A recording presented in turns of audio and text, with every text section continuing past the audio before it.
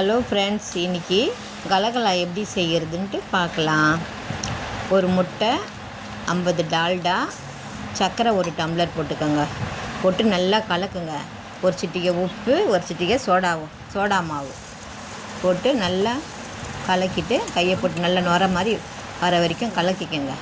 கலக்கிட்டு 2 டம்ளர் கோதுமை மாவு, 1/4 டம்ளர் மைதா மாவு போட்டு நல்லா பெசரிட்டு தண்ணி அப்பப்போ கொஞ்சம் தெளிச்சிக்கோங்க.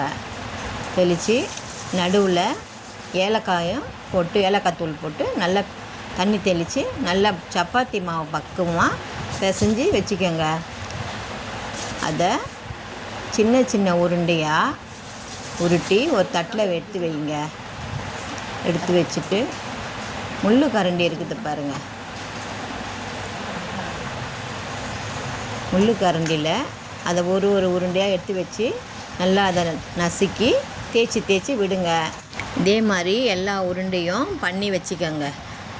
பண்ணி வாணலி வச்சு அடுப்பில் எண்ணெய் ஊற்றி எண்ணெய் காஞ்ச உடனேயும் கொஞ்சம் கொஞ்சமாக போட்டு நல்லா பொரிச்சு எடுங்க. அதை கலர் மாறுற அளவுக்கு நல்லா பொரித்து விட்டு தடவை விடுங்க. விட்டு பொரித்து எடுத்துருங்க எல்லாத்தையும். இப்போ உங்களுக்கு கலகலா ரெடி.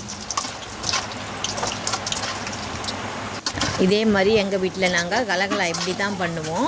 உங்கள் வீட்டில் எப்படி பண்ணுவீங்கன்ட்டு நீங்கள் கமெண்ட்டில் சொல்லுங்கள்.